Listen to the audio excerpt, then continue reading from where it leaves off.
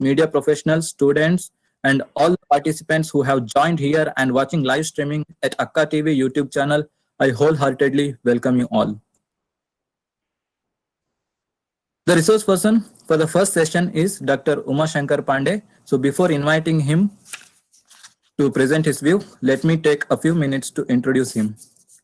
Dr. Uma Shankar Pandey, presently serving as Associate Professor and Head, Department of Journalism and Mass Communication, Surendranath College for Women, Kolkata, West Bengal, since 2002. He completed his Master's and PhD in Journalism and Mass Communication from the University of Kolkata. He is the first India Ambassador of International Association for Media and Communication Research, that is IAMCR, the preeminent global association for media and communication research. Dr. Pandey is a member at number of Indian universities. He has presented a number of international conferences. He has published over 25 papers in refereed journals and has authored 4 books. He also awarded the Best Media Educator of India Award by Business World in 2018. He has conducted training programs and workshops on the themes including data journalism, conversational intelligence, big data, media literacy, social media analytics, Creative Commons, journalist, job satisfaction, framing and election news, etc. With this brief introduction, I now request Dr. Uma Shankar Pandey to deliver a lecture on Introduction to Artificial Intelligence, Machine Learning and Data Science. Over to you, sir. Thank you so much for the kind introduction, sir, and thanks to Professor Onkar Kakade and his team for arranging this fabulous workshop series. And it's indeed a pleasure talking to colleagues from different parts of the country on artificial intelligence, machine learning, and data science. So without much ado, I'll straightway go to the presentation. As I present, if there are questions or if there is any problem, just you can, I think, unmute and immediately, I think, talk to me. Is the screen visible? Can someone confirm? Yes, sir. Okay, so for the next 45-50 minutes, I will talk about what is data science, what is machine learning, what is artificial intelligence, and some of its applications in the field of media and communication. And as you already know, there's another presentation in less than an hour, so we must make sure that we use this time well. So machine learning is not science fiction. It doesn't mean that the machine has a brain made out of metal and it actually, looks like human being or thinks like human beings, or it can think all by itself. So it is not, it doesn't have intelligence in the sense that we know intelligence to be, but it is, it becomes capable of performing a single specific task according to specific metrics that we define as users.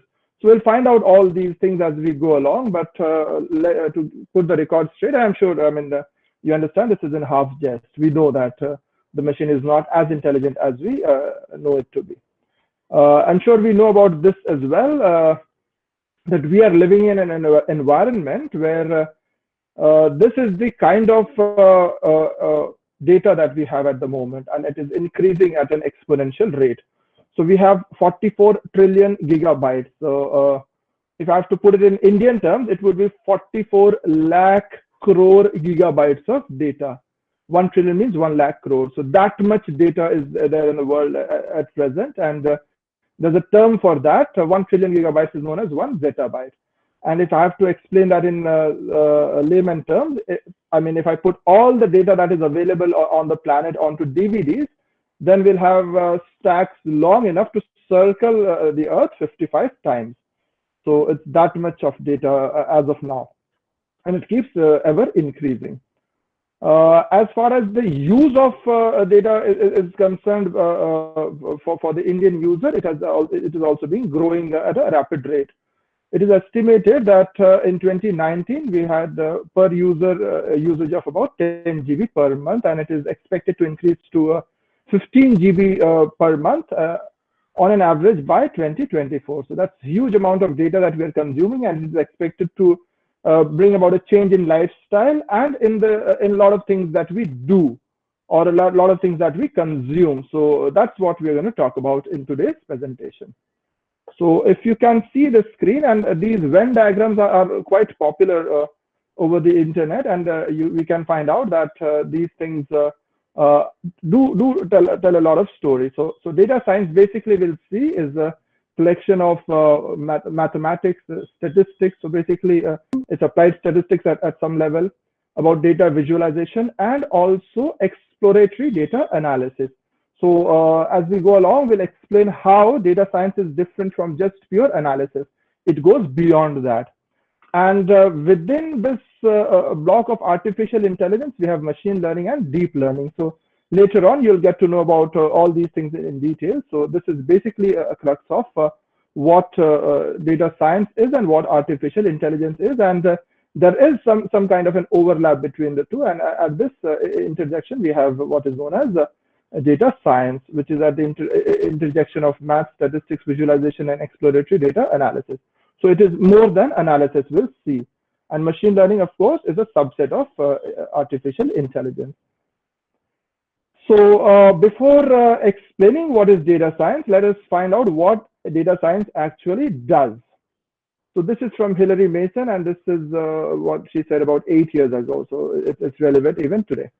So if I ask a question like, how many clicks did this link get? So we put out our YouTube links or whatever. So this is something that we look at all the time. That is not a data science question. It's an analytics question. So that is like a counting kind of a question. So if you're doing that kind of analysis, that is not data science. But if I ask a question like, based on the previous history of links on this publisher's site, can I predict how many people from France will read this in the next 3 hours? And that's more of a data science question. And we'll find out how this actually happens.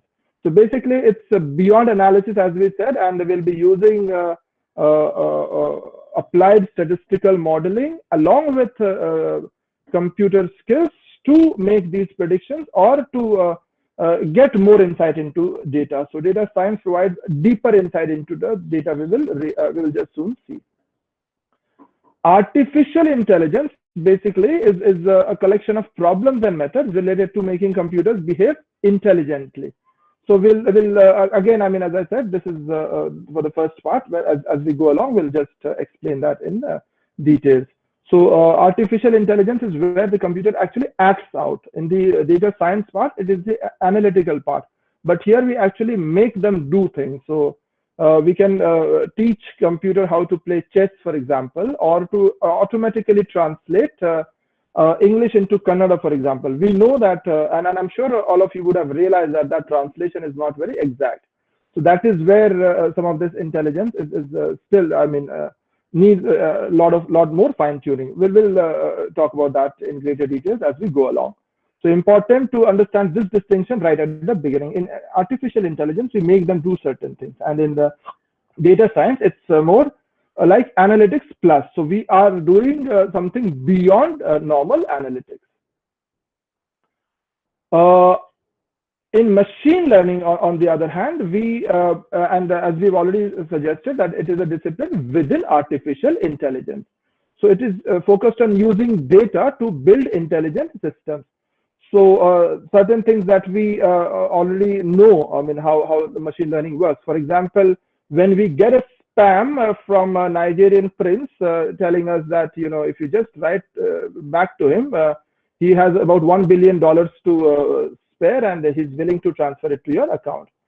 The moment Google sees something like that, Google knows that, okay, this is spam and I shouldn't let the user see that even. So there is an algorithm which can find patterns, and these are there. I mean, many of these algorithms are things that we can learn maybe as media and communication teachers as well. So it finds out patterns. For example, what are the words that they are using, or what are the kind of incentives they are providing us, and all those things. So with that in mind, or the machine has been trained on thousands and thousands of such emails, so that the next time it finds out about some Nigerian prince offering to provide us with lots and lots of data. As I go along, if there is a problem with audio or video, please let me know, right? Because I'm on the other screen and I might not be knowing that it is there. So is the screen visible now? Can someone just please confirm for a moment? Yes, sir. Yes, sir. It is visible. Thank you. Thank you so much.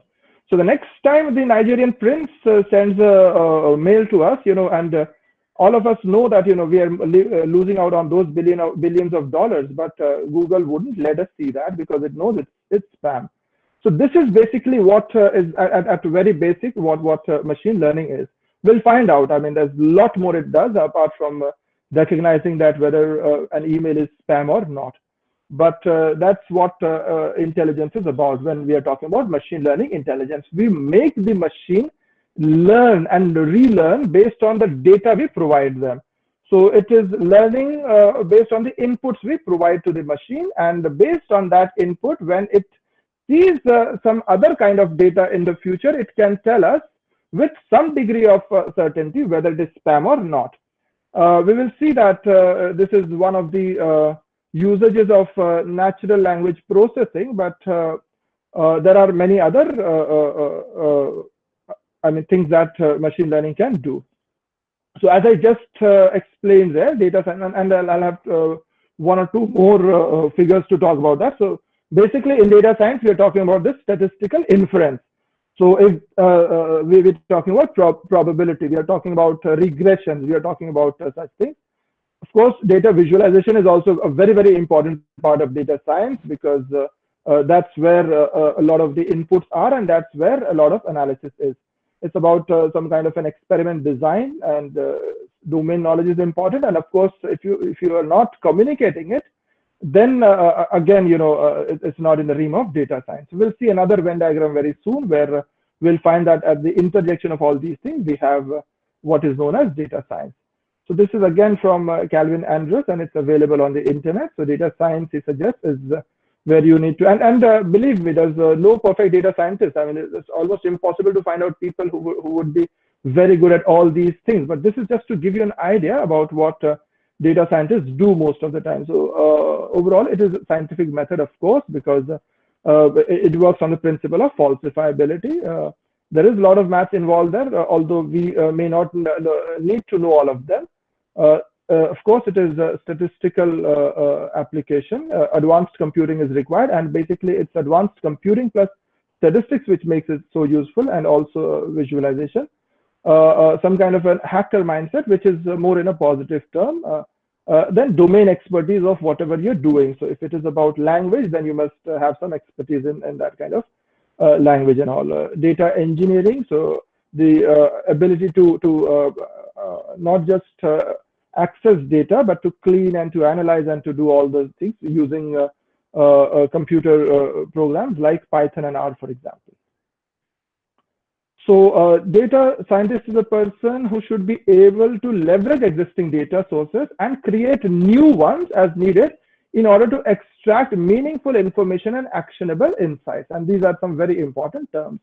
So leverage the existing data sources and create new ones as needed. So it's not always some static data source that the data scientist would be using, but to creating the new ones also, to extract meaningful information and actionable insights. So getting to see the analytics, that what is there, and actionable insights, that what action could be taken based on the insights which are provided by this particular data. So as we can see, there are quite a few things that a data scientist is supposed to do to access and leverage the existing data, to create new ones, from different sources, and to collect and collate them. And that's where, computer coding comes in handy, and extracting meaningful information and actionable insights.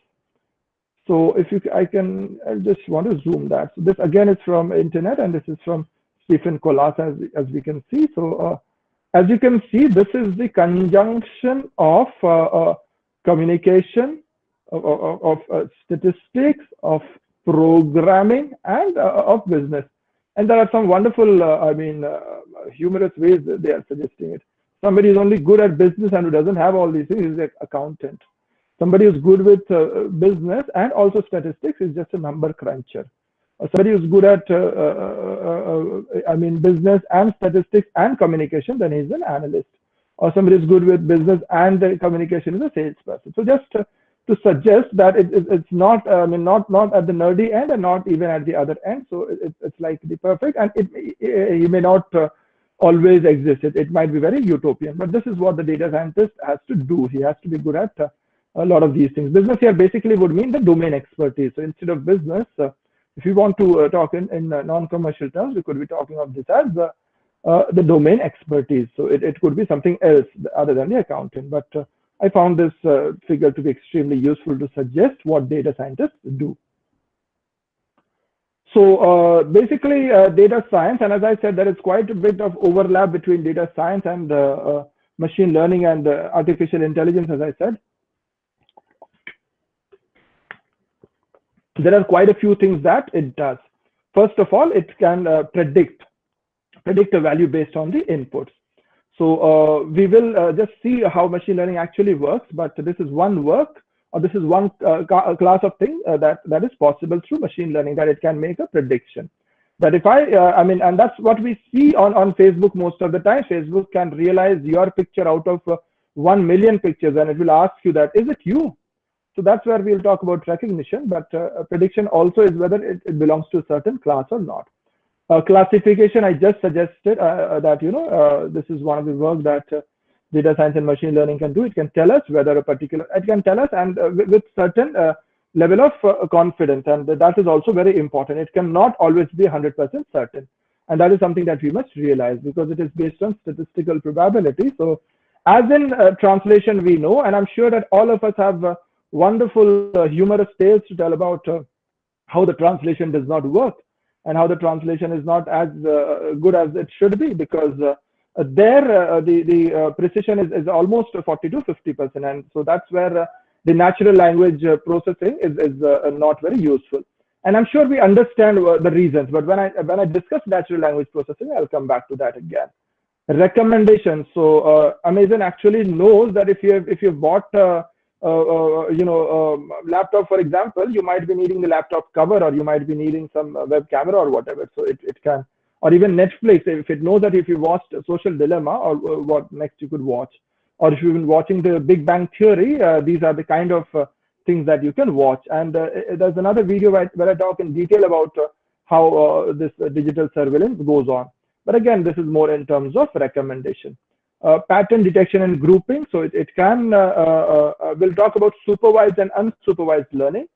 So it can detect patterns, or it can classify certain data points into certain groups without known classes.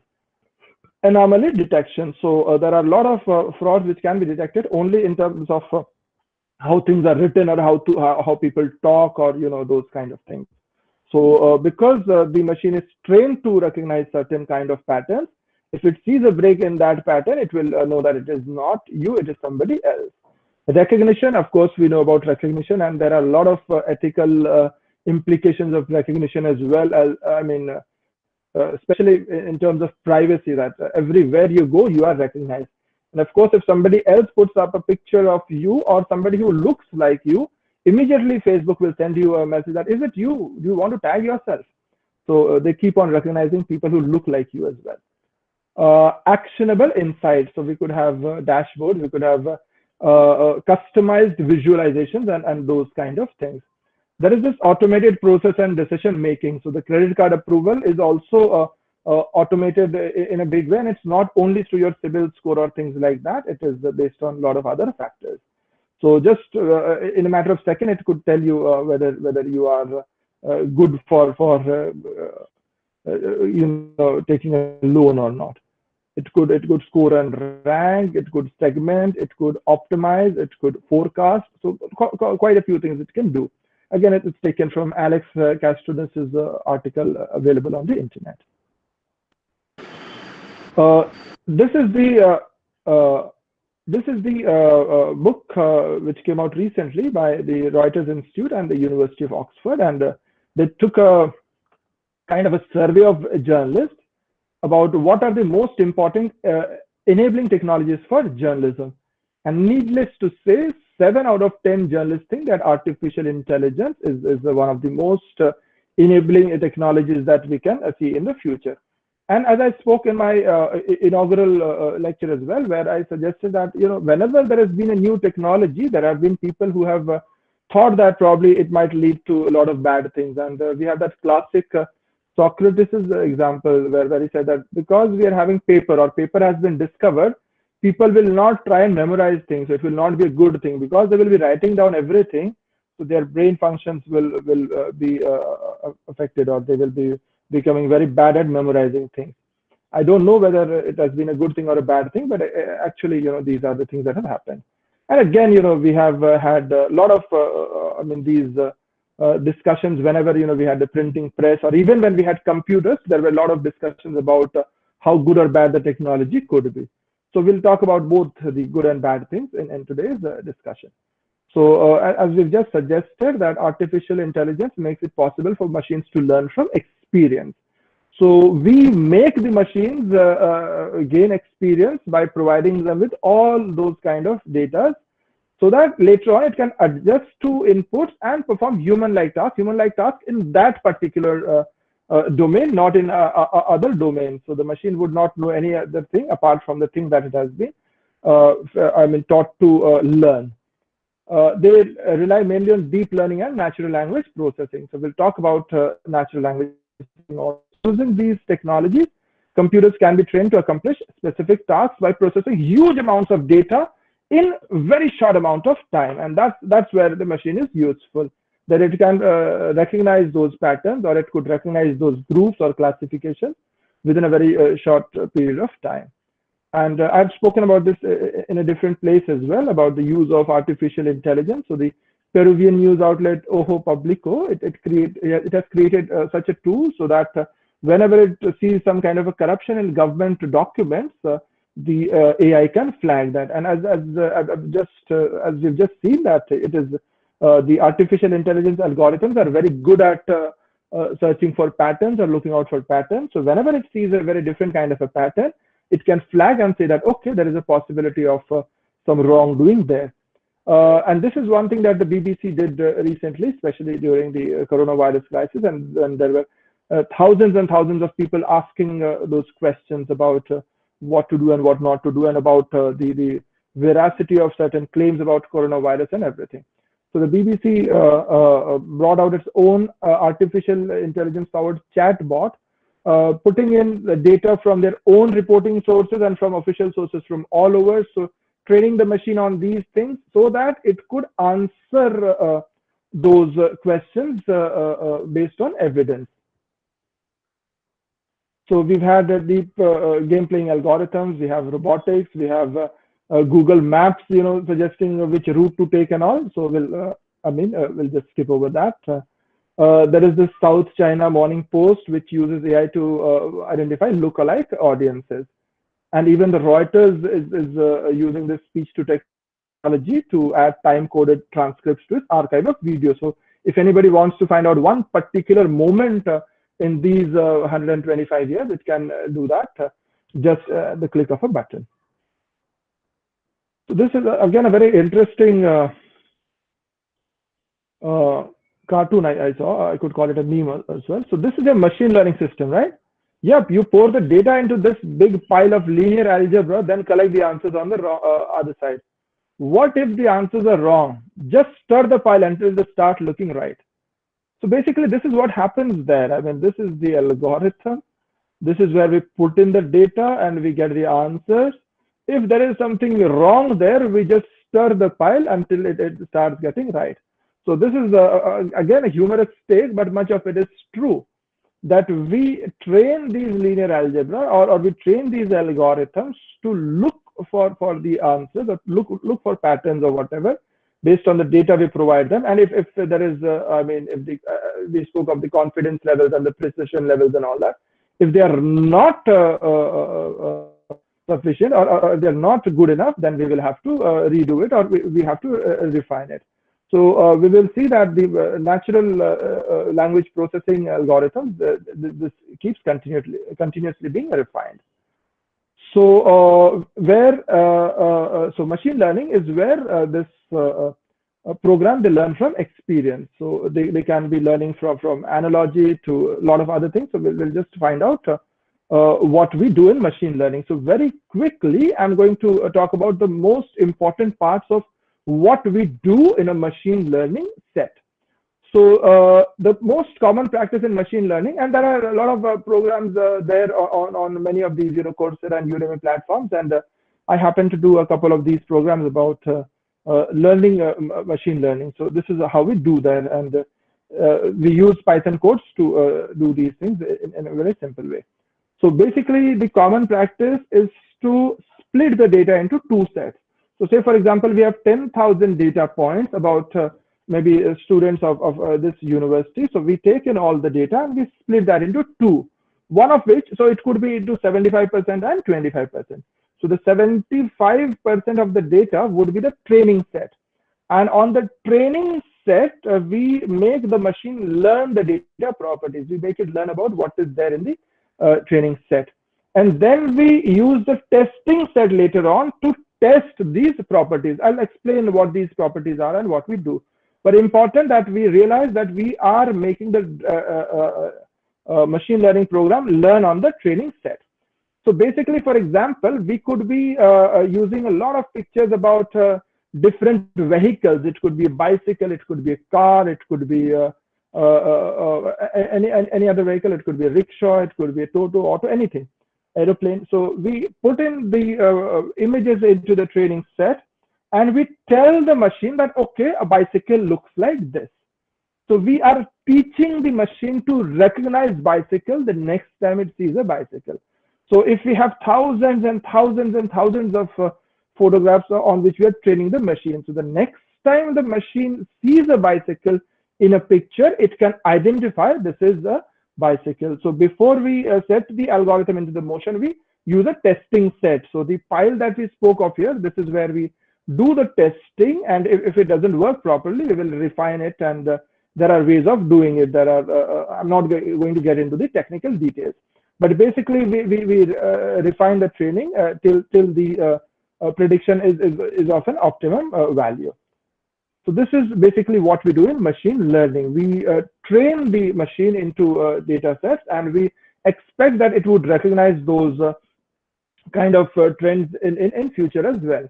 So the kind of example I just spoke to you is what is known as supervised learning. Am I going too fast?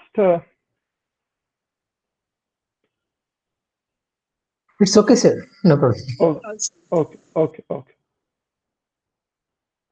So basically, what we do in machine learning is we provide, at least there are three different ways of doing it. So one is supervised learning.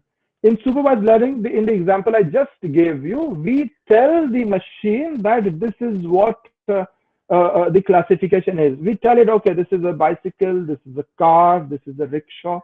So we present the inputs and we tell it that this is what it is.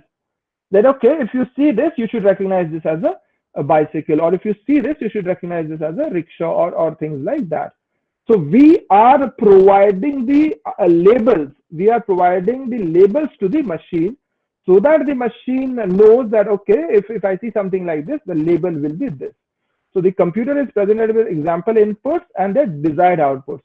And the goal is to learn a general rule. So the general rule is that, okay, if we get this input, the output will be, okay, this is a bicycle. So this is just a very simple example. In fact, there have been such things. So if one of the questions you're looking for is that how many people are using bicycles, and if you have just thousands of just randomly selected photographs, so this is where you can ask the machine to look for bicycles, and you can. So in fact, whenever I'm sure you would have realized that whenever the machine tries to find out, when the computer tries to find out whether you are a human being or not, it asks you that, okay, wherever you see, these things, just identify where are bicycles, or tell us where there are, traffic lights, or where there are cars and all that. I'm sure all of us have been through such websites that even if I want to log in and say that, okay, I have to understand that you are not a robot, so please tell me what it is. So they're also, through our inputs, they are trying to gather information as well. But in supervised learning, we provide the categories. So in the spam, non-spam case, we would be telling them, okay, this is spam and this is not spam. So whenever we think of supervised learning, the image should not be that, okay, we are sitting in front of the machine and, just like the old good, good old Indian guru, and we are sitting and supervising the machine that, okay, this is how you learn and this is not how you learn. Okay, so that is not the right metaphor. The right metaphor is that we are telling the machine about the categories. The logical corollary is that when we give them no categories, it is known as unsupervised learning. So it's not some kind of an open learning where it does whatever it wants to. But there, instead of us telling the categories, we leave the machine itself to find structure. So they could be, like some kind of a cluster analysis. And I'm sure that some of us would have worked on cluster analysis in statistics as well, or even factor analysis. So it is trying to look out things which are closer to each other on certain attributes and certain things which are different from them in those things. And of course, since we are dealing with statistics, it will never be an exact science. There will always be some kind of overlap, or there will always be some kind of fuzziness there. But there, the machine itself is asked to discover those hidden patterns. So that's what the machine does, and we might want to, from those hidden patterns, we might want to learn certain things.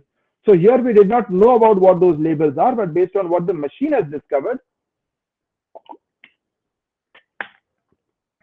what the machine has discovered, we try and find out whether that pattern can help us, make it even better in the future. The third way in which machine learning works is reinforcement. And unlike supervised learning and unsupervised learning, this is where the computer interacts with a dynamic environment. So it could even be driving a vehicle or playing a game against an opponent. And at every stage, the program or the algorithm is provided a feedback in terms of rewards and punishments. So if it does something right, then it gets a +1. If it does something wrong, then it gets -1. So it knows that, okay, this is where I have to shift, or this is where I have to go. So this is reinforcement. As it keeps interacting with the dynamic environment, it keeps learning about what to do and what not to do, and that is how it is refined over a long period of time. So this is basically what happens in machine learning in these three cases: in supervised learning, in unsupervised learning, and in reinforcement learning. We are, and as we said before that there is a training set and there is a testing set. So we actually train the machine to recognize these patterns, or to recognize these dictions, or even to recognize pictures, or it could be any kind of a thing, or even to recognize positive words or negative words, or any kind of a thing. So there are lots and lots of free programs available that they tell us that, okay, provide us with the data and we'll tell you how much of it is positive or how much of it is negative. So there is some kind of natural language processing that goes there. I'm aware that there will be another session on artificial intelligence in journalism, so I'm not going to get into the details of this particular thing here, and if need be, we can come back to that. But one of the things that this artificial intelligence helps is in providing automated news. And as Professor Kakade was also mentioning in the inaugural speech about these automated news, and that is where the machine learning can be very good at, because as we know that it is very good at understanding patterns. It is very good at working on templates. And if you look at it, I mean, much of our news can be some kind of a template. I mean, we just provide something at who, and something at when, and something at where, and we tell us how important the news is, and all those kind of things. And that's where, I mean, it started on March 17, 2014, where there was a 4.7 magnitude earthquake which struck Los Angeles, and within 3 minutes, this first news account, it appeared on the website of Los Angeles Times. So of course, I mean, the machine will be very quick at writing it down. I mean, as reporters, we will require a lot more time to write a 100-word story. So there, if it gets the right input, or if it is connected to the right kind of data, and if it is fed with the right kind of template, it can create those automated news in a matter of seconds.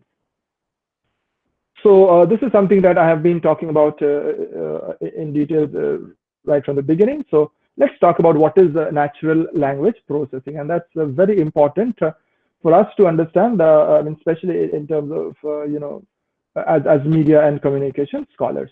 So it's the technology that used to aid computers to understand the human's natural language. So the objective of NLP is to read, decipher, understand, and make sense of the human languages. So far so good. I mean, as far as there are patterns, as far as there is syntax, as far as there is some kind of a rule, the machine is very good at understanding that. But we will see, I mean, and we know that there are these usages. So there is this language translation application. So that's where they use NLP. There is Microsoft Word, it knows whenever there is some grammatical problem, or even Grammarly or programs such as that. So they can use the AI techniques to understand whether there is some grammatical inaccuracy. IVRs, they are used all the time in call centers to identify some certain kind of words and to respond to that. And I'm sure that many of us would have spoken to Siri, Cortana, or Alexa at some point of time. And I'm sure there are others as well, the Google Assistant, I don't know. So many of those personal assistant applications, and every time we speak to them, we provide them with additional data sets on which to refine or to reinforce. So that is one kind of a reinforcement learning. It keeps on introducing, it keeps on improving itself based on our diction, based on our tone, based on what we ask it to do. So that's where NLP has some good usages. It's especially useful when we are working in for huge documents, for long, I mean, for thousands of pages. I mean, it would be almost impossible for us to scan the pages and make sense of it. But that's where the natural language processing is very useful. Now, one of the problems with this natural language processing, and it's important to talk of the problem before we talk about natural language generation and all these things, that it is not very good at recognizing emotions. It is not very good, for example, at recognizing sarcasm, for example. And I'm sure we might have, all of us have some example of how machine learning has failed miserably in certain cases. And I remember one where somebody was talking about sarcastically to an airline person, and at this public platform, I can't name the airline, but the person sarcastically said that, "Oh, thank you, airline. You got me late by 24 hours, and I had such a wonderful time, not getting to sleep," and those kind of things. A lot of sarcasm, but using positive words. Of course, the machine learning algorithm would see these words as positive. It would never see the sarcasm behind those positive things. And what was the response of the artificial intelligence bot on Twitter? It says, "Thank you very much. We are so happy that you had such an experience." So it was like putting salt over one's injury. So it can lead to such cases, because natural language processing, as we know, I mean, it's very good at understanding these patterns. But when we talk of these human like conversations, that's where it might fail badly. So a subset of natural language processing is the natural language generation, and this is what we get to see in a lot of AI in journalism projects. So this is a process of producing meaningful phrases and sentences in the form of natural language. So we just put in certain templates and we ask it to automatically generate narrative. And the good point about this is that it can generate narrative suited to 15, 20, 25 different classes of people with the same data. So when we write reports, for example, we have a certain target audience in mind. Say, for example, if I'm writing in Karnataka, then I would be giving examples of Karnataka, and I will be, talking about people there, or I would be talking, in terms of supporting the teams there. For example, I would be writing things that would talk highly of the RCB team in the IPL, for example. But the natural language generation program, it can create the same, it can use the same data to produce content which would be liked by people across the country. So it would generate something that would be lightweight people in Bengal as well. So it would automatically know how to twist and, you know, make it sound good for Kolkata Knight Riders, for example, or how somebody sitting in Punjab, for example, it would, you know, make the, or it would make the necessary changes to sound it good for, you know, Kings 11 Punjab supporters, or you know, such kind of things. So that is where it is extremely effective. So it cannot, it can just, you know, summarize data, but it can do that at a huge speed, and it can also make it, you know, tailor-made for all kinds of audiences. So natural language processing is the larger set, and the natural language generation and the natural language understanding, they are the subsets of that particular thing.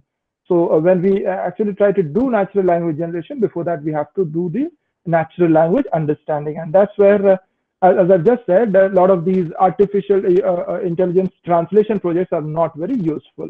And we keep on seeing that whenever, you know, whenever we see a particular ad, you know, advertisement which was probably created in English and then it was translated into Bengali, for example, a native user can immediately understand, okay, this is not how we speak, or this is not how it looks.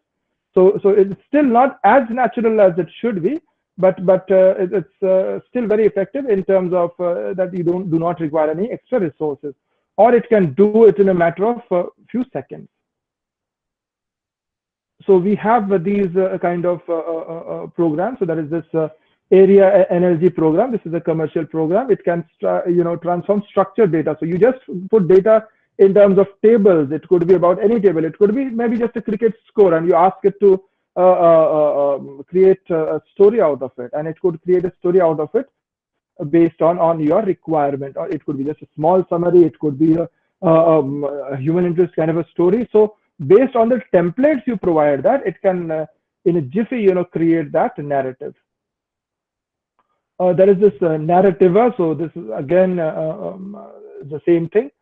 So one of the things that such programs does is that it frees up communicator on analysis. So the communicator does not have to focus on the repetitive tasks. The task is much more simplified. So this is more about narrativa.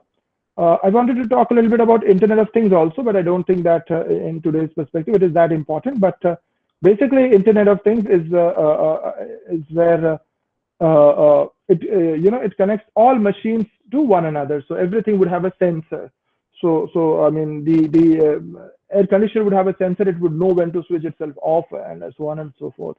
The light would have a sensor. The laptop would have a sensor. So all these things are connected to each other. So probably that's where, you know, much of these artificial intelligence things, and of course we are leading to such kind of things. So I don't want to spend more time on that.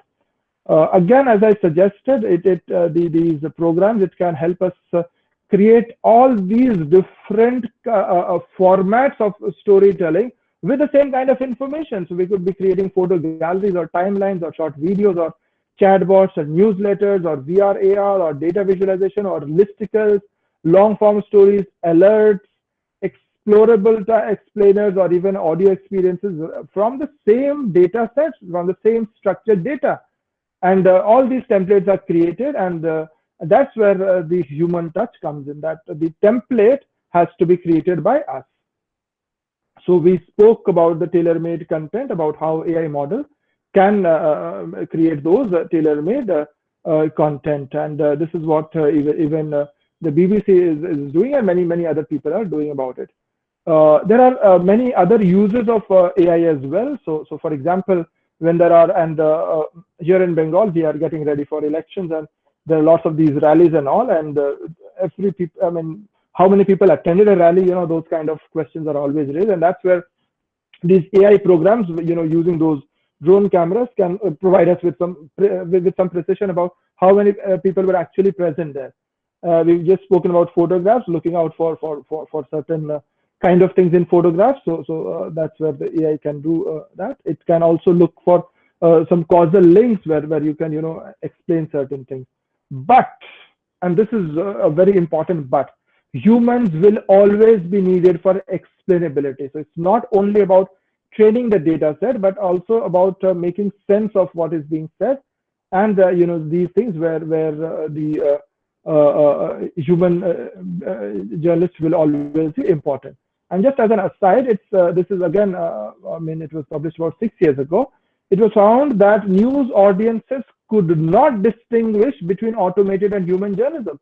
So all the examples we spoke about, machine learning and this narrative and constructing stories based on data, for an ordinary reader or a viewer, it is absolutely difficult to decipher whether this is being done by a human journalist or a robotic journalist. And that's where some of the challenges are. But as I said, that just like telephone or the word processor, artificial intelligence is just another tool in our armory.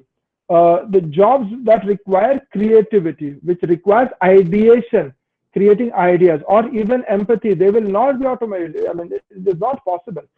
And AI accelerates the process of collecting and contextualizing some kind of data. And it's in collecting the data also where AI has some very important role to play. For example, the Reuters has this AI program, the News Tracer. So it scans the social media, I mean, especially Twitter, for what is happening. And wherever it finds anything newsworthy, it just picks it up by itself. So as I've just discussed, the artificial intelligence programs are very good at locating these patterns. So it not only locates those kind of news which is happening, but it also gives it a newsworthiness score and also a confidence score about how likely it is that these events are true. So this saves a lot of time for journalists. So you get that initial input, and from there you can talk to sources, you can talk to people on the ground, and you can use that to create a normal human kind of journalism. But that input will always have to be done at the human end. So it's just an additional tool that we have. These are some of the examples from where we can get all those data. This is another example where AI can be used not only for news gathering, but also to identify who are our potential consumers. So I don't think that I should be getting into ethics, but as I said, when it is about providing, okay, so we will be having these kind of new jobs. I mean, this is the kind of people that we might require in newsrooms in the near future, and of course in other fields as well. So they would be the people who will be writing the templates and think through the possible variations of the story. So we have to have people to tell the algorithm about, these are the kind of stories that we are looking for. And also to identify, verify, and validate the data sources. Because if we look at, I mean, if we try and put it into, all these algorithms, I'm sure that there will be lots of problems. There has to be a human element in trying to find out. So when this, when we had the Bollywood actor Rajkumar, who died a few years ago. So there, if you use the machine learning algorithm, it actually happened in some of the North Indian newspapers. They actually put in the picture of the South Indian star Rajkumar. So I mean, to validate these data sources, we require human beings. So even if we are doing having these data sources, so to verify, to validate, and even to identify, we need that human element. And also, whenever an additional information is required for the reader, and that is where these human journalists will have more work to do in analysis, in validation, in providing the additional information and all such things. And of course, data journalists who would probably work in tandem with reporters who have domain expertise. So it's not only about looking for patterns, but also trying to look for reasons. And that is where people with domain expertise, that is where reporters and people who spend time on the ground, they are required to work on that. And that's, I mean, it's important to realize why certain things are happening, or whenever we see these patterns and all, why do we have such patterns?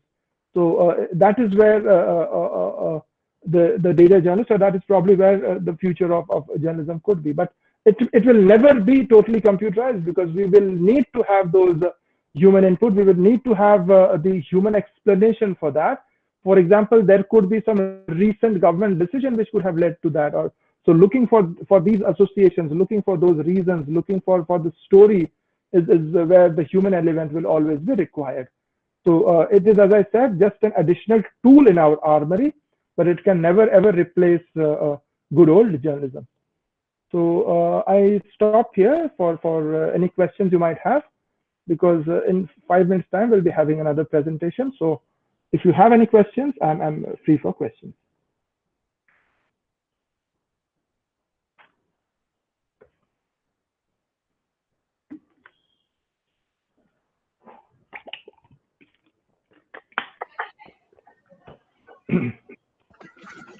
Is there any question? Yeah. I had a question. My name is Dipannita Das. Yeah, please tell me. At present, any media house is using AI in the newsroom? In India, yeah, we have a lot of these digital practices in some of these big newspapers. They wouldn't come out, but we've just spoken about Reuters and all these people who are actually doing it, and we have all these examples from outside as of yet, and I'm sure that we'll soon have some of these things here in India as well. But they're doing it in some of these digital versions, and we had the Hindustan Times, for example, using all these interactive features on their especially on their digital editions. So I'm sure we have, especially when it comes to data analysis perspective, we have a lot of big newspapers who are actually doing it. But when it comes to news generation, I'm not sure it's too popular in India now, but it's very popular, as I said, in many other contexts where you have very different kind of audiences to address, using the same data set and using those kind of points. But as I said, Reuters is using it to find out, where the news is happening. So I mean, everybody who subscribes to Reuters would be, indirectly, using that. Okay, thank you so much. Thank you for the question, Deepanita. Thank you very much. Good evening, sir. This is Ishika here. I would like to ask, how can we define artificial intelligence in simple language? So that yeah. So it is, it can see through the patterns and perform certain tasks on its own. So when we talk of artificial intelligence, as I said, it can see these patterns, or it based on the learning that we have provided it, based on those patterns, it can act out certain factors. So one distinction between machine learning and artificial intelligence could be that in artificial intelligence it actually acts out, and in machine learning it is just the training that goes on, where there is a prediction. But here it could be through these things where it acts out. So where we provide the algorithm to look at, we provide the algorithm information to look at trends in news, or to tell us that to tell it that, okay, this is how news looks like. So it would be scanning the entire Twitter verse and looking for anything newsworthy, and giving it a confidence score and giving it a newsworthy score. Confidence score means how whether it's fake or it's not fake, and those kind of things. So where it actually acts on those intelligence. Okay, sir. Thank you. Thank you very much. Hello, sir. Nice to, yes. This is Praful from Aurangabad. Yeah, Praful, tell me. Yeah, sir. I have a question, like this artificial intelligence in media, how much job it will create or eat up?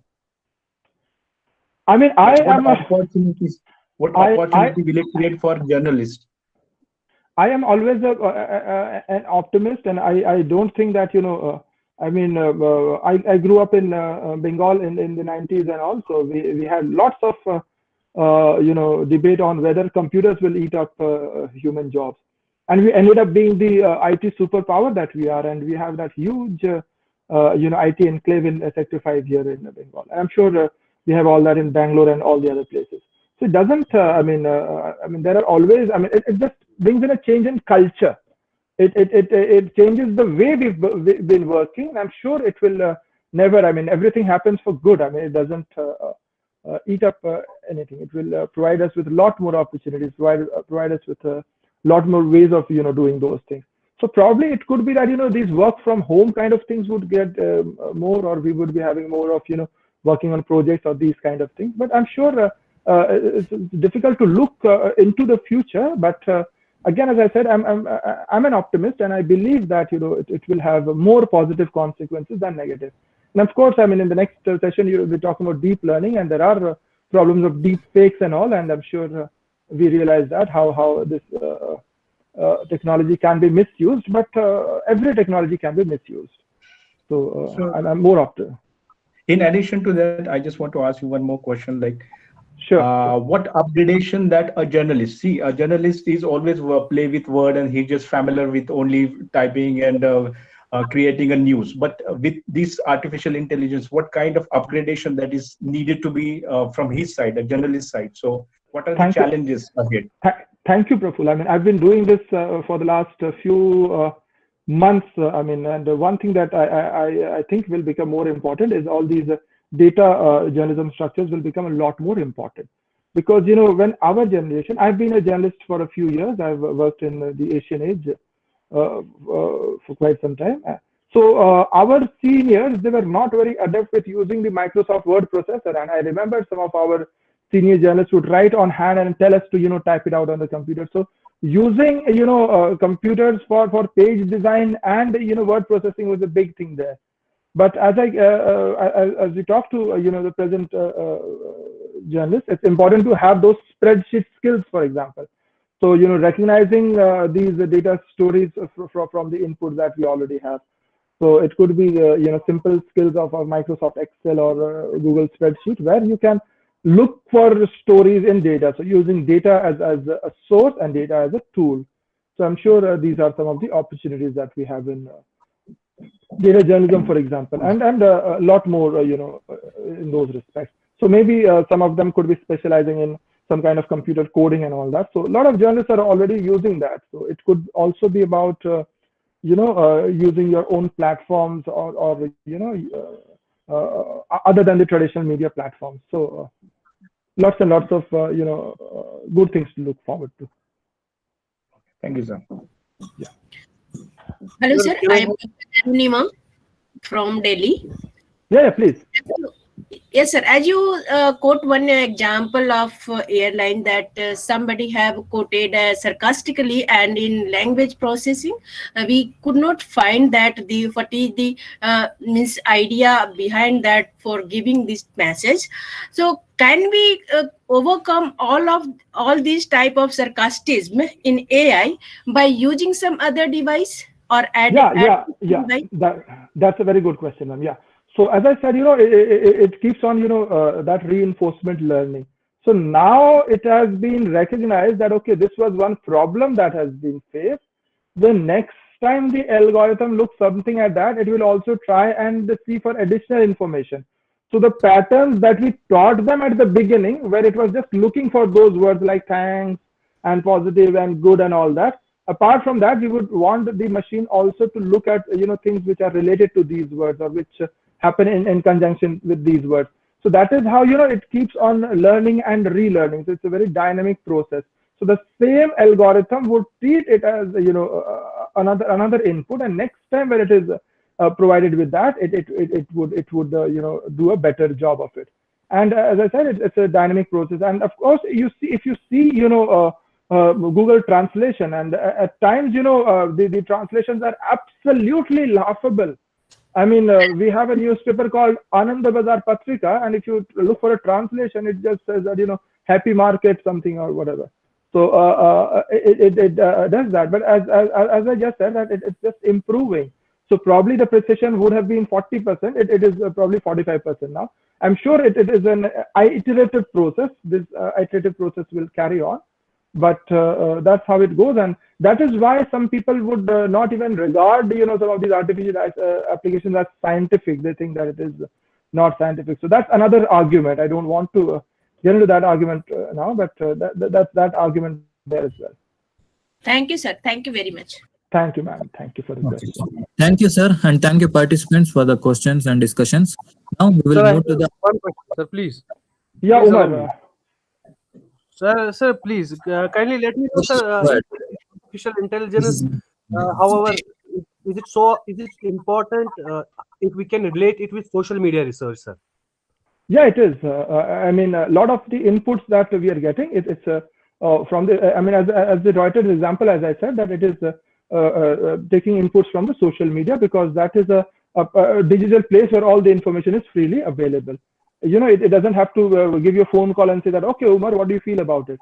Because Umar has already written about that, or someone else has written about that. So it's part of that. But as if you know that there is the next speaker who's waiting for the session, so we must give him permission. Okay, thank you everyone. Thank you, sir, for your valuable insights and guidance. Now, we'll our second presentation, and it is by Mr. Ashwin Srinivas. Let me introduce him briefly. I take your leave and thank you, Dr. Kakade, for inviting me. Thank you. Thank you, sir. Mr. Ashwin Srinivas, currently working as a technical lead India South Asia for cloud and cognitive systems in IBM. He has been with IBM for almost 12 years, working in multiple roles across semiconductors design and development, technical strategy for systems, and most recently on the artificial intelligence platform and systems for cognitive workloads. He did his postgraduate degree MSc in microelectronics from Nanyang Technology University, Singapore. He holds 5 patents and multiple publications in areas ranging from semiconductors technology to Internet of Things. With this brief introduction, I invite Mr. Ashwin Srinivas for his presentation. Over to you, sir. Thank you very much for the introduction. Thank you for inviting me. Are you able to hear me clearly? Yes, sir. Okay, perfect. I'll just share my screen. Okay. Please loudly.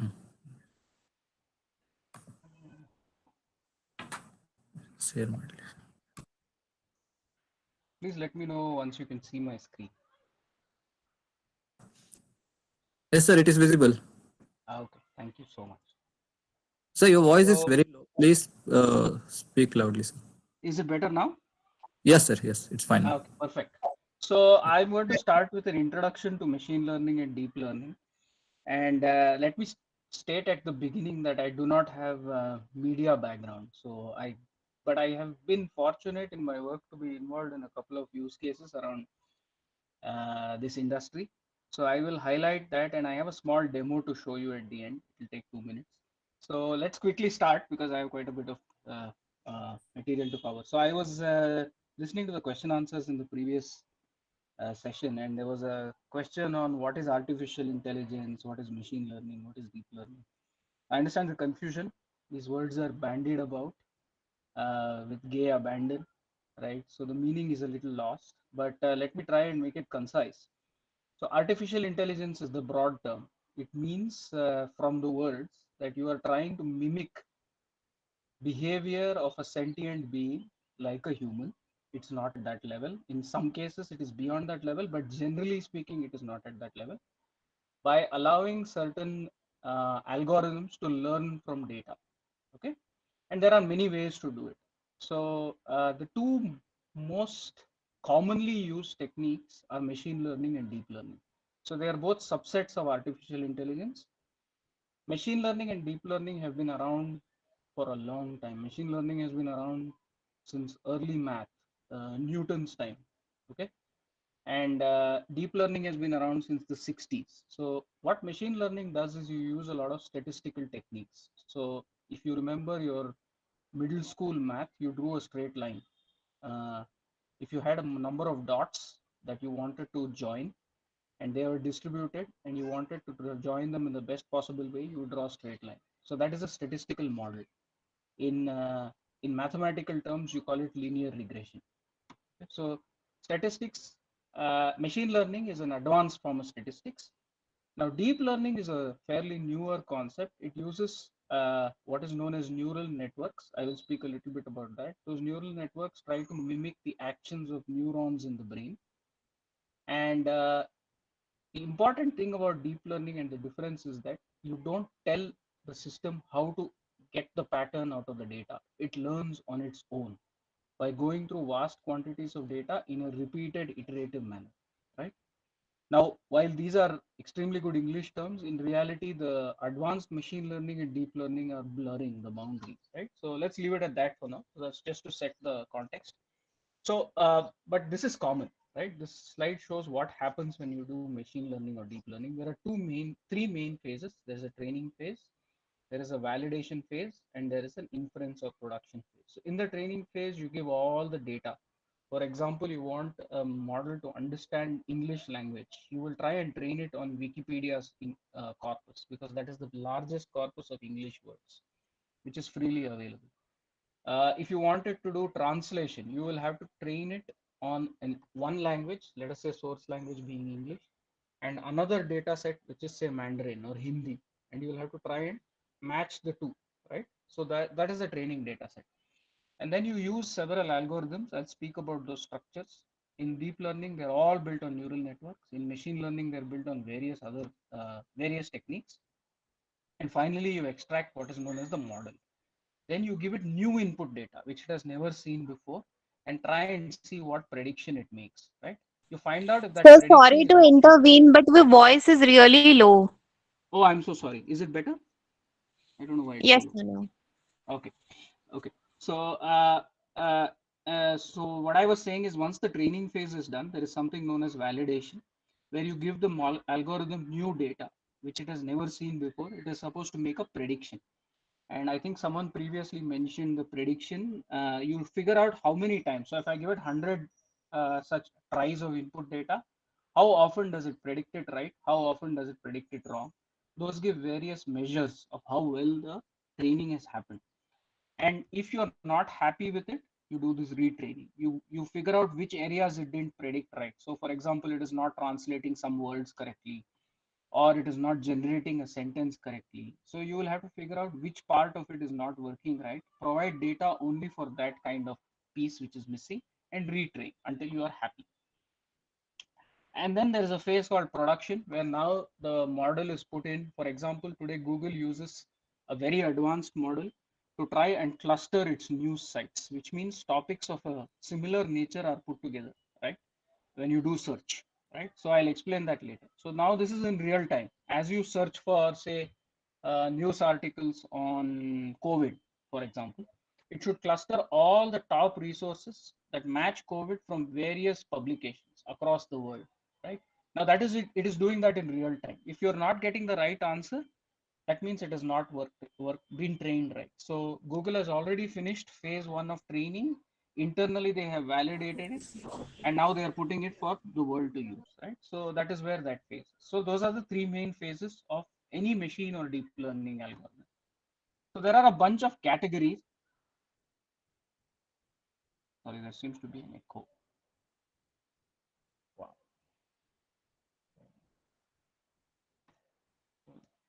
Yeah. So there are different categories of AI use cases. So this is a bit of a busy slide, but let's just look at the bottom, right? It captures everything. There is something known as unsupervised learning. There is something known as supervised learning. So unsupervised learning means you don't know what the outcome is supposed to be. Like you don't know whether the answer is correct or the answer is wrong based on what has happened on a historical basis, right? Previously something's happened, you don't know. So a lot of the techniques where you want to do image analysis, I want to identify if there is a particular object in an image in a news article, for example, right? You know what the object is. You know it should be a suitcase, it should be a bomb, it should be a car. So you can tell the model that this is what a car looks like. That is called supervised learning. Whereas in the case of text data, where you want to generate what the next word is, it is hard to tell the model what the next word should be. So the model has to learn what the next word is on its own by parsing through a lot of that Wikipedia conversation, right?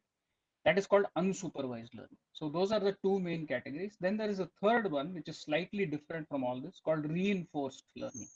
Here, what happens, it's a little difficult to make this. This started out essentially in the field of robotics, where you give a target to the algorithm. The algorithm tries to achieve that target, and every time it makes a mistake, it corrects itself, right? So that is called reinforced learning. There is an environmental condition that you can define saying that this is right or this is wrong. Based on whether it's right or wrong, you get a positive feedback or a negative feedback, which is what this picture here captures. So those are the three main techniques of learning, right? So essentially what machine learning, deep learning, or AI comes down to is a mathematical function. Okay. So it is just a mathematical function that I will use to represent a pattern. I can take, for example, credit card transaction, text date, convert it to fraud versus legitimate. Take a loan application, all the data based on the customer's name, location, credit history, approve versus reject. Similarly, all of these functions are basically mathematical in nature. Okay, so let me skip this example. What is the idea? And this mathematical function is actually trying to find the smallest error, right? Based on what the outcome should be. And that is all the whole process is around machine learning or deep learning. You have to minimize the error that you see in the function. Forget all the math. So that's how it works. So you see, this is the starting point. I am supposed to find the smallest error. I keep stepping towards it till I reach the result.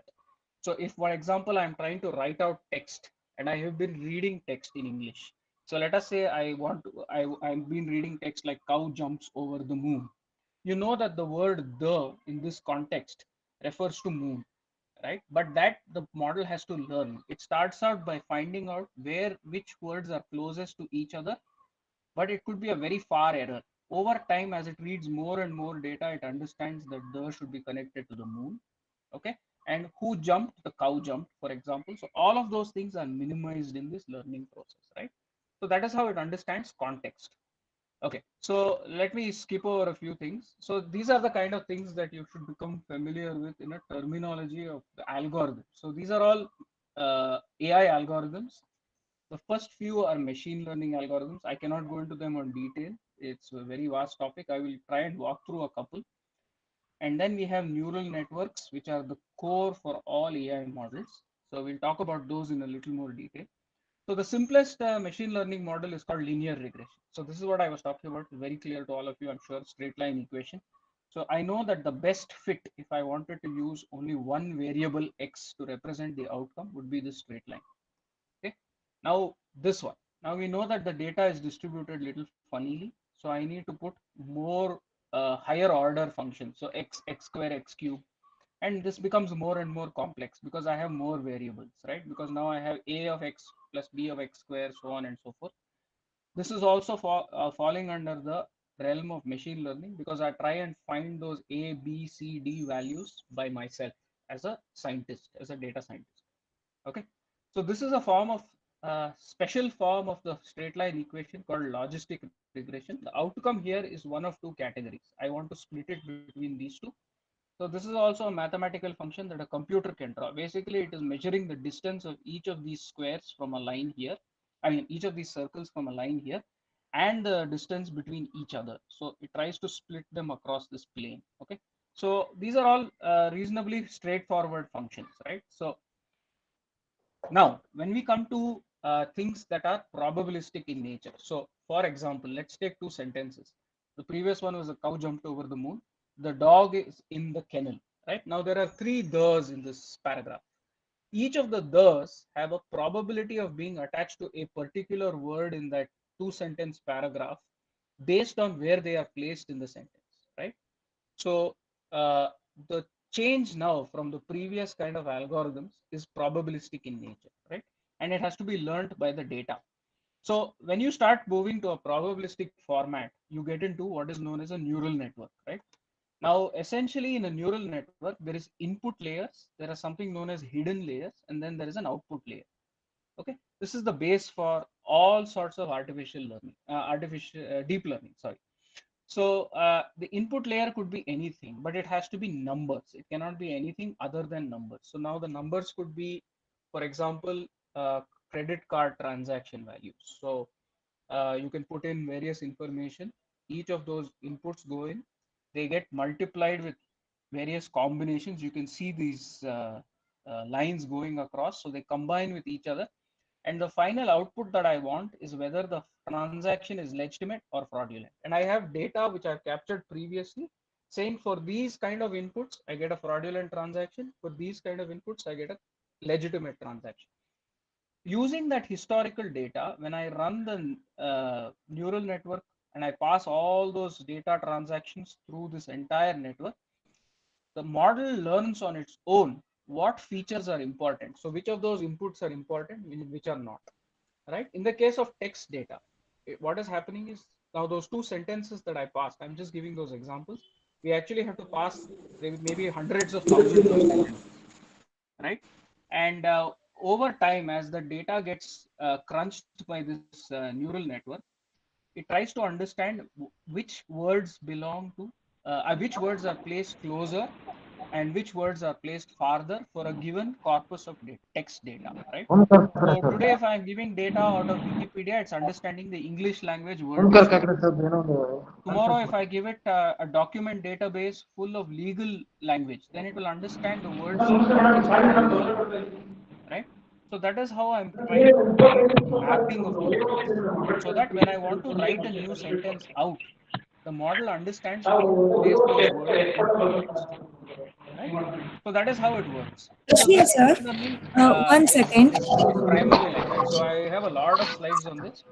So let us go to the deep learning part of it. Ashwin, sir, one second. Somebody is interrupting the session.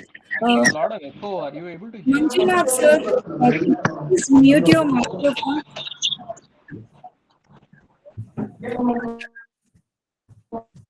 Mr. Manjunath, mute your microphone. Yeah, thank you, sir. Go ahead, sir.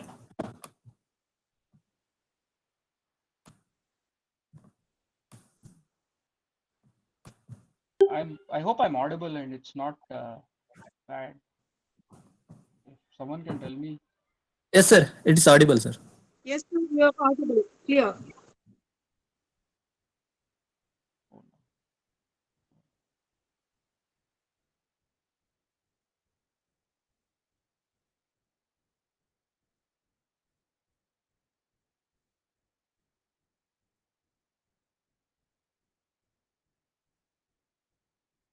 Is it better now by any chance?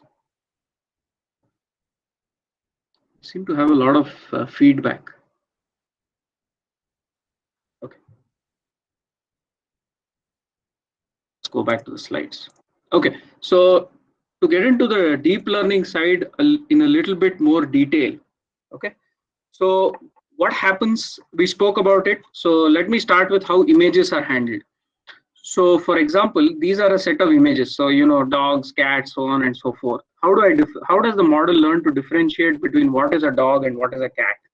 I don't explain to the model that, you know, a dog has this kind of ears, this kind of nose, this kind of this thing, whereas a cat has, you know, certain other features that are important.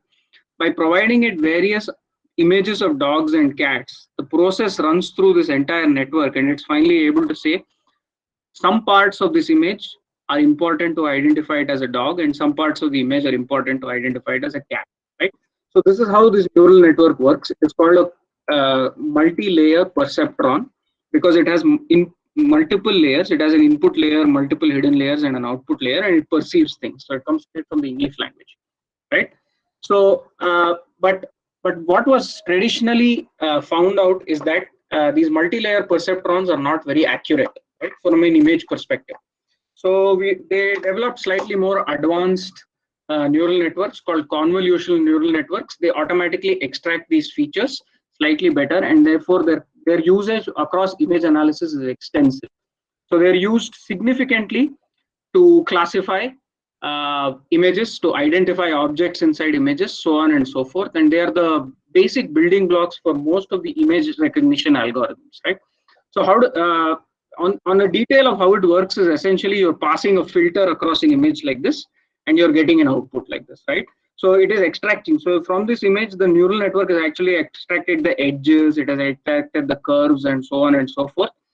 And that's why it's able to recognize it. So that is what it does. So there are multiple parts to this layer, and it takes the input data as a matrix, runs it like this gray part over each of those, and creates an output mathematical function, right, which tells you where the important parts of the picture lie, right? That is essentially, think of it as taking a magnifying glass and running it over the image and finding out where the edges are, where the curves are, so on and so forth. So this is how CNNs work, right? So, and they can be used to train on parts of a face, parts of dogs and cats, so the objects of any nature. And the whole idea is the multiple layers start extracting more and more features of higher complexity. So you will start out with basic lines, basic dots, so on and so forth. In the next layer, you will get edges, you will get curves, you will get other things. And in the final layer, you will get faces. So that's how the progression happens in any neural network, right? and that's why it requires a lot of data to be able to finally create those complex outputs. Okay, so there are many different types of neural networks being used for deep learning. Convolutional neural networks are usually used for images.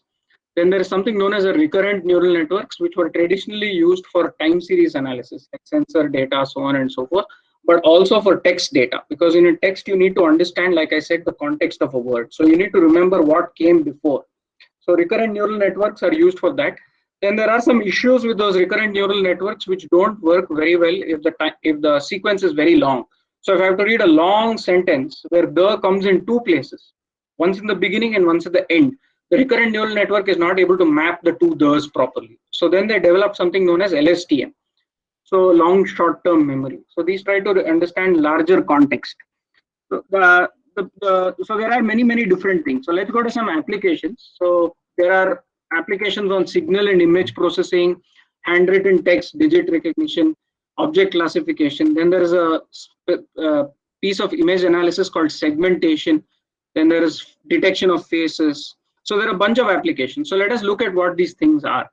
So image classification is simple. I want to identify different objects, like for the example shown here, I want to differentiate between a dog, a cat, a bird, and a lizard. So what I will do is I will give this neural network 50 pictures of dogs of various shapes, colors, sizes under different conditions, 50 pictures of cats, 50 pictures of a bird, 50 pictures of a lizard, and label each one of them. So I will label the image of a dog, image of a cat across all those 50. And train the neural network. So now when I provide it a new image, it will tell me which of these four categories it falls.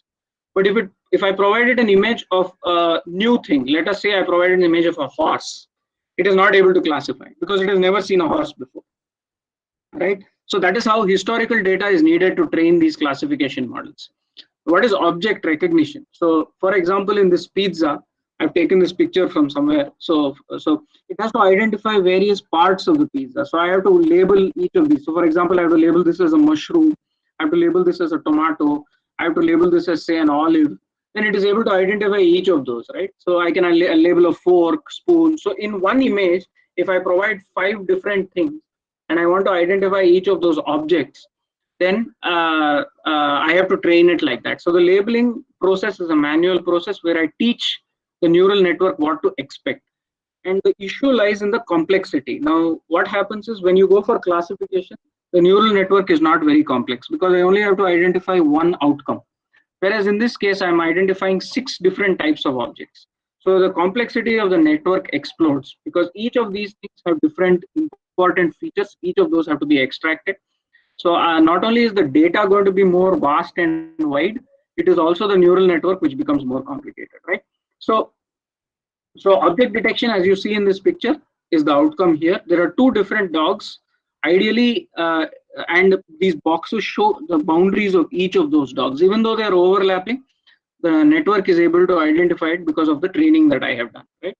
Now, there is something called localization. While I need to also identify that this is a dog, in the previous picture, if you see, the boundary of this box overlaps with the other dog. Whereas here, what I want to know is, where in this picture is the dog, right?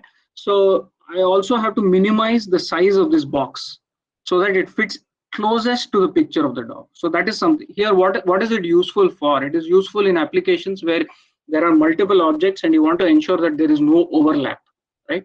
So localization is useful for that kind of stuff. Or I want to extract an object of interest from the picture. So for example, in some military applications, you want to identify a certain structure and extract only that structure from the image, then you need object localization, right? Then there is something called segmentation, which is even more complicated. So the segmentation requires you to produce the outline that is exact. So for example, here you can see the outline has been extracted of only the dog. The most popular application for segmentation today is sorry, I lost my connectivity. The most popular application for segmentation today is self-driving cars, because you need to identify different other objects on the road and you need to identify exactly their outline. In the case of media, where segmentation is used is to create text from video, right? It is a reasonably niche application. It is not yet mainstream.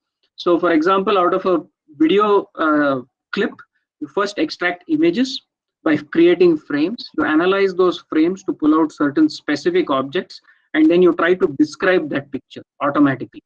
So there is a few steps involved in that. So the first part is the segmentation piece, and the next part is what is known as natural language generation or text generation, which I will talk about in my subsequent slides. Right.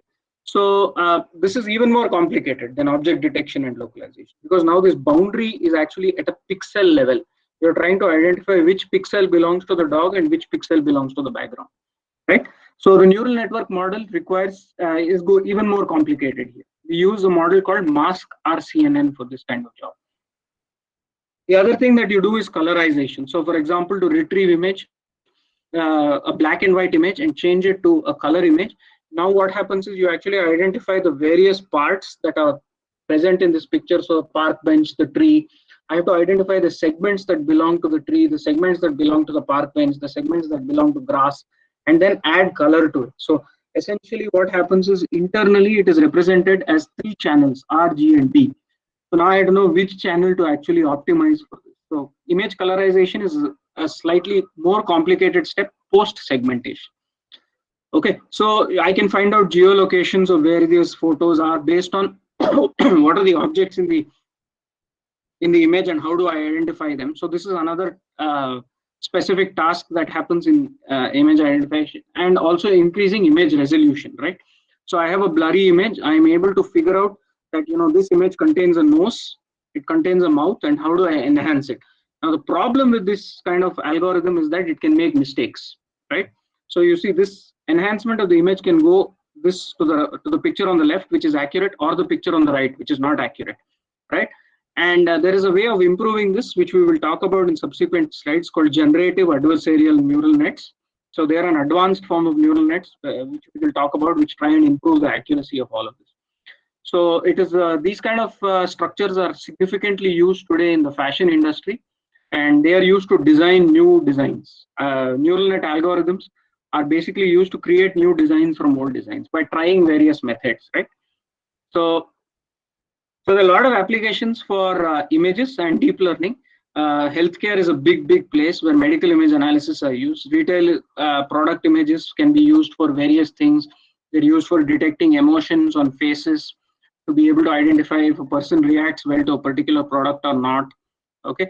Of course, automotive world uses it for fatigue, driverless cars, and then we have a lot of these use cases in the security space. So one of the things that happens on the media side is the snapshot that I have put below. So you can go and actually do visual search of an object. So for example, Pinterest has this. I don't know if you use Pinterest, and they've been improving the algorithm for a while. If you go take an image and pin it and say, I like this image, and you want to search for images of that type, you are actually doing a search by a picture. So what is happening in the background is when you pin, the model has been trained to identify what that kind of image is, because Pinterest has a lot of image data. All of the data they use to train a model that can identify what is the object in that image. It returns an ID, right? Now this ID will contain some information of what kind of image it is. And then they're able to search through their database for objects of a similar nature. And at the background, there's actually a machine learning algorithm running, which clusters images of similar type close to each other. So you're now able to go and pick out the names of all those images which fall in that same cluster for which your interest is, and then display it back to the customer, right? So this is the kind of customer experience enhancement that actually happens due to deep learning. So one of the other things that I wanted to talk to you about was a project that we did for text voice applications. So this is basically doing speech analytics using neural networks. So it's trying to identify the emotion from a voice recording, right? So this voice recording could be based on an interview, it could be based on a call center recording. So if you see, the audio that comes in is here. This sample audio is actually what is known as a spectrogram. It is showing the amplitude at various frequencies. Those frequencies lie within the tone of someone speaking. And the audio sample is actually converted into this big picture here that you see. And that's very easy to do using code. And now each kind of emotion has a unique picture like this of different frequencies. And then this image now I can actually label. So if all of these audio samples are showing the emotion of angry, I can say these spectrograms represent angry, right? And then I train the neural network to go and classify it into each of these categories that you see on the right: angry, disgust, fear, so on and so forth, right? So this can now be used for new audio samples coming in, right? To say that, you know, this person is speaking with an angry tone, this person is speaking with a happy tone, this person is reacting well to this. So this is an example of actually doing audio analysis using an image-based neural network, right? The other thing, and this is now state of the art. We are talking about things which are very new, just come out from a bunch of people like Google and OpenAI. So when I was talking about recurrent neural networks and LSTMs, they were analyzing text data sentence-wise, right? So you have multiple sentences. You're trying to find which word lies close to which other word in the whole context.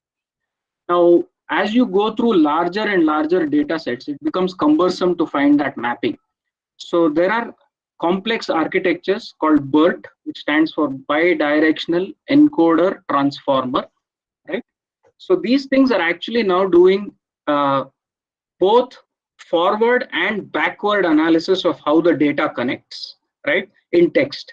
So, and they are generating these connections at a very high level, to put it in non-scientific terms. So essentially what is happening is you pass through the data multiple times and you try and find out in both the forward path and the backward path of the text how these words map to each other, but then store it not as a word mapping but as a structure sentence mapping. So it is stored at a very high level, right? Now this allows you to not only process large amounts of data, but it also allows you to generate data at a much larger scale. So models like BERT are now able to understand whole news articles, or they're able to generate paragraphs of data. So the latest and the greatest of these architectures is something known as GPT, Generative Pre-trained Transformers. And you would have heard of this. It comes from a company called OpenAI. They're able to create news articles. They're able to generate conversations. They're able to do a lot of things. But again, one word of caution: while the media marketing around all of this is very high, it works in a reasonably niche category. So a very good example of this is what I have mentioned in this link below. So today, Google in production actually uses this BERT to classify which news articles lie close to each other. And the way they do it is by actually identifying the terms of similarity across all those words that are there across multiple such articles, right? So the starting point for all of this is to train the model on large amounts of data. You can only do it if your model is well trained and it captures the nuances of that particular language. So if you're doing it in English, you have to train it on a large English corpus. If you have to do it in French, you have to train it on a large French corpus. And Google has the ability to have that data with it because of their search engine and all of their other applications, which is gathering this data, right? So a similar company in China, which is their search engine equivalent called Baidu, has a very, very good equivalent product in Mandarin. Their translation of English to Mandarin is extremely strong because they collect a lot of that Mandarin data. So the model is pre-trained, meaning that it is trained on that major corpus. So now the model understands the structure very well, and you can use it now in production to do all of these other tasks, right? That is the whole idea behind using these high-level models. So I have spoken a lot. Let me show you one video demo of this thing in action, actually. So this is a use case. So to give you a background, this is a use case that we have done for one of the companies here. The idea was to generate short highlights of a sporting event. In this case, it is cricket. So the idea was to generate from a match video short highlights of particular events. So for example, you are free to put in what are the kind of events you want to capture. For example, sixes or fours or wickets or whatever. And how long should the duration of the highlight video be? And you can go ahead and then at the back end, what the algorithm does is it has been trained to identify what is the start of a ball. So to identify the start of a ball, we actually identify the pitch, wickets, the umpire, the batsman, the bowler coming in, so many things, right? So at the back end, what is happening is it's first identifying the start of the ball. Then it is going and reading the scoreboard using a technique called optical character recognition, OCR, right? To find out what the value of the scoreboard is. So then it sees when the scoreboard changes after the ball is over, has it jumped by 6, has it jumped by 4, or has it not jumped at all, right? That's the next piece. So then it captures that event. The third piece is that there is actually a lot of commentary and crowd noise going on. All that speech is converted to text, and the text is analyzed using these neural networks that I explained to find out if there are words like 6 in the commentary or 4 in the commentary at the same time as the event occurred, which is the 6 being hit, as well as the scoreboard changing, right? So all of that allows us to capture this. So let me show you the video exactly. So you can see this is the overview. So I want to create a highlight from this match. I don't want to include the replay, for example, right? And I want to set the video for 6 minutes. And what are the events I want to capture? So here it's 4, 6, and wickets, say, for example. Sorry, the UI is a bit. So now I click all that, and I should move forward. Yeah. So I'm now capturing 6s, and I say yes, right? And it should go ahead and now create the video. And now you will see when I play this video, it will show all the 6s of the match, right? So this is the kind of thing that the AI model is capable of doing. Sorry, I don't know why it's stuck. Hold on. It's buffering, yeah. So you can see now it's capturing all the 6s. It is generating a 1-minute video based on the actual highlights, right? So you saw that the previous bowler and the scoreboard changed. So you can see now the scoreboard went from 23 to 29. So I've analyzed that. Then the crowd is talking. I mean, the commentators are speaking. So on which the audio is not captured here.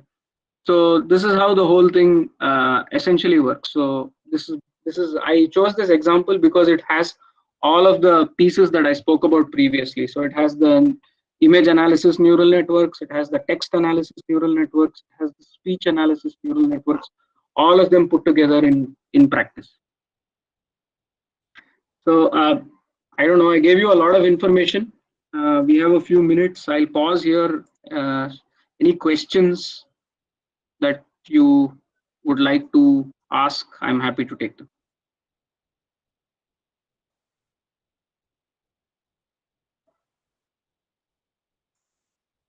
Hello?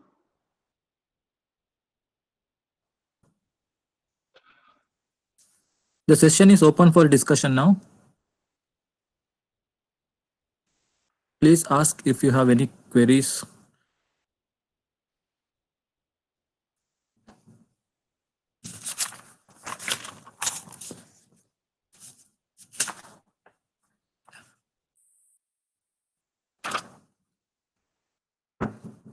I think there is no questions. Sir, I'm Pratima. I'm Pratima from New Delhi. Hello. Please go ahead. Hello. So I'm Pratima from New Delhi. I would just, I mean, this is something off the, I'm just asking off the track. Like, how well are we adapting to AI in print journalism in India? I mean, the status of India today. Okay. So I don't know about journalism per se. Actually, I sir, am not. that is why in the very beginning I told this sounds off track, but like literally I want to. I'm a research scholar. And I'm like in the very nascent stage of my research. I want So to I choose can a give you topic. I can give you the general trend of AI in India because I have done quite a few projects. None of them have been with journalism per se, but from what I can see, I know there's a lot of concern about whether AI obviates the human need and also. Yes, So sir. there is a term called general artificial intelligence, and there is something called specific artificial intelligence. Okay, so general artificial intelligence is tasks at which humans are excellent. Now, for example, to give you a contrast, if you have a new baby coming in, you don't show the baby a million pictures of various things for it to understand, right? It automatically gets it. So that is called general artificial intelligence, and that is a very, very high level of evolution, right? And no AI that is available today has reached that level. But AI does good on significantly repetitive tasks, okay, with a narrow focus. It does extremely well. So in very well trained contexts with lot of data, AI beats humans in speech processing, in image analysis, but that context has to be narrow, right? The other problem that AI has today is that it has limited memory of context. So, for example, in a self-driving environment, if you're driving in a road and there are 3 lanes, when a human is driving, by looking at the car in front of you or around you and the context around you, you can anticipate that that car will move from one lane to another, right? And you will know that, okay, this car moved previously, so it's likely to move back. Now, that kind of context remembrance in AI is still limited, right? So that is something that AI does not do. So my point is that the human in the loop is always going to be there for the foreseeable future. But I'm not. There's a lot of research also happening on how to generalize AI, and that's the part which is still difficult. You cannot take the intelligence learned in one topic and generalize it to a lot of other topics. You continuously have to retrain. So I don't think we need to worry. But so a couple of real life projects that we have done. The AI automates repetitive tasks, data entry, critically extracting certain information, which is then provided to the human supervisor, so that they don't have to actually look at everything, whether it's images, whether it's text. So there it assists, the AI assists, because the pattern recognition engine is much better and it doesn't tire, right? But it doesn't replace. I hope that answered your question. Journalism, sorry, I won't be able to tell you. I'm no expert in journalism. To an extent, my question has been answered. Thank you. Thank you so much. Thank you. Hello, sir. This is Praful from Aurangabad, Maharashtra. Yes, Mr. It was indeed I have a question. It was indeed a wonderful presentation. It is more of a technical side than journalistic, but it has to be that way, actually. Sir, I just want to ask you one question relating with the last example, the cricket example that you had shown. With respect to that, how this AI is used for narrative building in journalistical sense. Okay. So, see, I'll tell you the difficulty. Narration is the context of, is in the realm of imagination, right? So if you look at it from that perspective, the AI will fail miserably. What AI can do is, for example, if you narrate a story into voice, right, it can convert that voice to text very well based on the text that you want it to convert to, right? So you can get out a story like that. Or if you feed it multiple stories of a related nature, right? So let me just show you one slide that I had. Let me share it again. I had one picture. Yeah. So I don't know if my screen is still visible. It's not. Just give me 1 second. I'm trying to pull up that one slide. Yes, sir. And I'll try and answer you. Please let me know if you can see it. Yes, we can see it. Yeah. So if you see this picture here, this is called a generative adversarial network, GAN. Okay, so there is something known as true data from the real world, and there is a generative data that is automatically created by the neural network using certain structures. So basically, it's constructing sentences, paragraphs based on the language that it has been trained in previously. And what is happening is that there is this D is called a discriminator. You give it the true data and you give it this generated data, and this is trying to identify which one is the real world and which one is false. Okay. So essentially, it's like evolution. While D is getting better, G is also getting better, and both are going closer to this true data, right? So in your context of the question that you asked, if I were to give a lot of stories of the real world, okay, and the generator is generating text in English language, as the number of stories increase, The discriminator is forcing the generator to become more and more like a real story. Okay, but Okay. this statement that I just made is theoretical in nature. It's very hard to do it. Usually, what happens in the real world is these generative adversarial networks run off in directions which are very hard. It's like getting monkeys to type at some point. Okay, so if you put enough monkeys on the job, at some point they will type a Shakespeare story. That's brute force, right? But Yes, out of the one good story that you get, 15 or 20 stories will all be nonsense. So the accuracy on all of this is in the low 15%, which is where I think a lot of the research today lies. So today where AI is, I think, doing some production grade work in the field of journalism is things like gathering related stories together, providing summarized blurbs from various news articles that then a domain expert like a journalist will go through and refine. So that's still the grunt work part of it. But to actually create something is very hard beyond a few 20-30 words for AI as on date. I hope that answered your question. Yes, sir. Thank so you. it is. Can it be used for manipulation of data, like on a larger scale, manipulation of data, and then create narrative? Is it possible? It can be used. Manipulation of data today is happening more on the image side. So the research and the robustness of the algorithms around this convolutional neural networks is much longer than anything that has happened on text.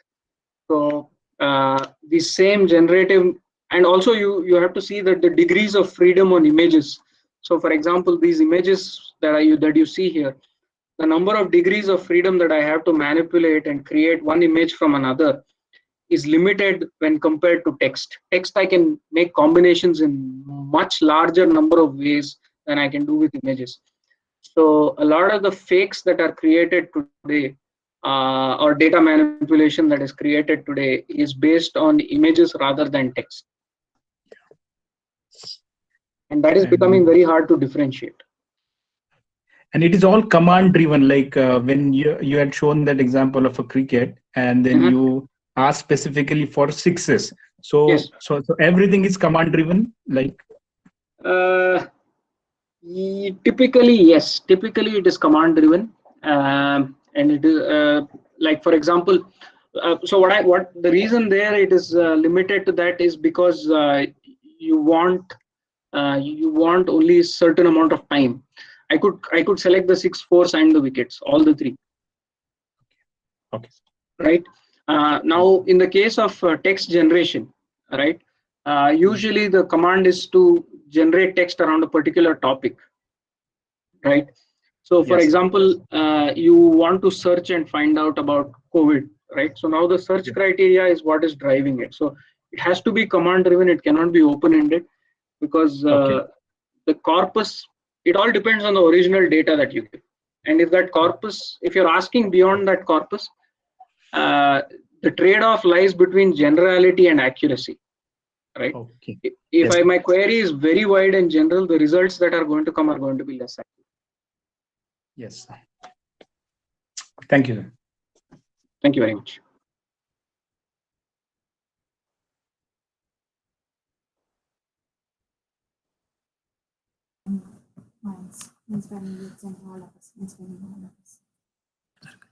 Any other queries?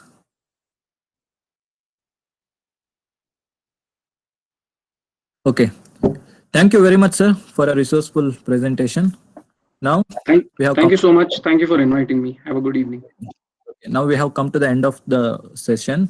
On behalf of Karnataka State Akkamadevi Women's University, Department of Journalism and Mass Communication, and DST Curie, New Delhi, I thank both the resource persons who have presented their views on artificial intelligence and related topics. I also thank all the organizers, participants who have attended this session. The day 1 session ends here. Tomorrow's session will start at sharp 5 p.m. Once again, thank you everyone.